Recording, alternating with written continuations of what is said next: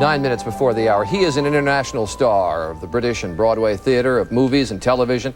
He has performed in stage and movie classics, but we know Patrick MacNee best as John Steed, of course, in the 1960s TV series The Avengers. Suave Englishman, often seen in his bowler hat, always seen in the company of beautiful women, like Diana Rigg.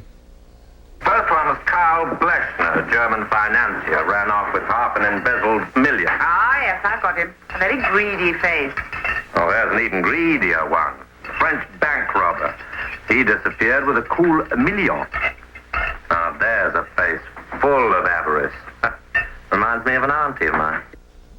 He has aged very little, as you will see. He has written a book about his life, a life with so many odd twists and turns. It reads like fiction. But he says it's all true. The book is titled Blind in One Ear. The Avenger Returns, and he joins us this morning. Nice to have you here. Very nice to see you. You should explain the title. You do in the book, but you should explain. Blind in One Ear strikes people as a little strange.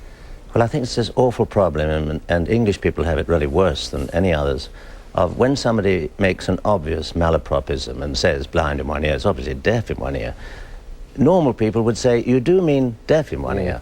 But being me, I've sort of plummeted through life to my 67th year where I am now, not liking to say, which has landed me in the most awful amount of trouble. And that's what it means. Will you say plummet? It's a saucy book. You write about your mother runs off with a lesbian lover.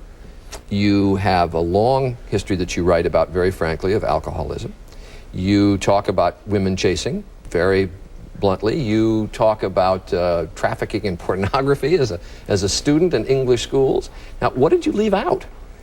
Well, it's interesting. You slightly imply that I did all those things. I come from an alcoholic background, which incidentally is just as dangerous as a drug background.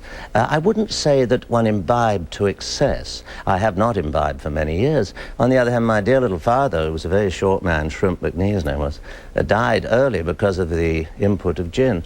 My mother, on the other hand, lived to the age of 95 and did not restrict her sexual activities or any of her activities to the same sex. She also visited my father and my brother's father. In fact, my father was the smallest racehorse trainer in Lambourne, and my brother's father was the tallest racehorse trainer, and they lived about 5 minutes from each other. So she did a trip of an evening from her lesbian lover down to my father, down to her lover, and back again in time for dinner. Now, I admired her.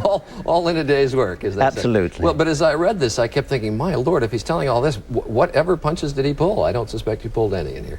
Oh, no, it was difficult not to. When you come into the bedroom one morning and see your mother happily enjoying life with somebody of the same sex, it is a little odd, but... Uncle Evelyn, that was. Absolutely, yeah. Uncle Evelyn. And also, you see, they didn't allow men in the house at all, so all the time I was there, I was dressed in a skirt. Well, I used a kilt, because I was Scottish.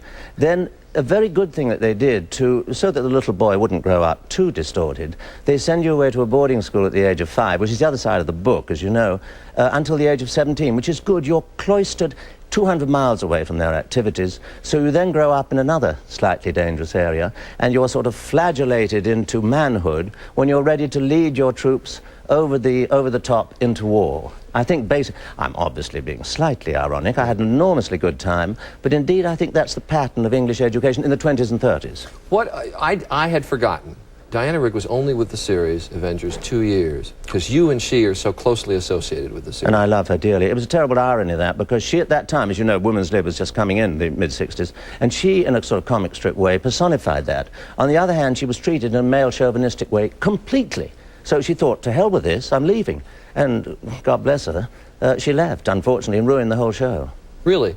Oh, in my opinion, yes. It was at its supreme. She's probably one of the top 5 best actresses, in my opinion, in the world. That chemistry between the two of you could never be recaptured. You tried to bring it back, didn't work when you brought it back. Yes. Well, Jo Lumley is a very considerable woman. Do you see, all those women who played that would have been admirable postmistresses, admirals of the fleet, almost anything else. They just happened to be actresses. Well, I was trained, of course, by these extraordinary women of my extreme youth, so they didn't strike me as surprising. I mean, if Sean Connery had been amongst them, they would all have been decimated by rifle shot. Well, the book is The Avenger Returns, Blind in One Ear. Patrick MacNee, a very saucy book, as I said, and a pleasure to have you here. And very good to be here. Thank you. Thank you. It's 5 minutes before the hour. Good Morning America will continue in a moment.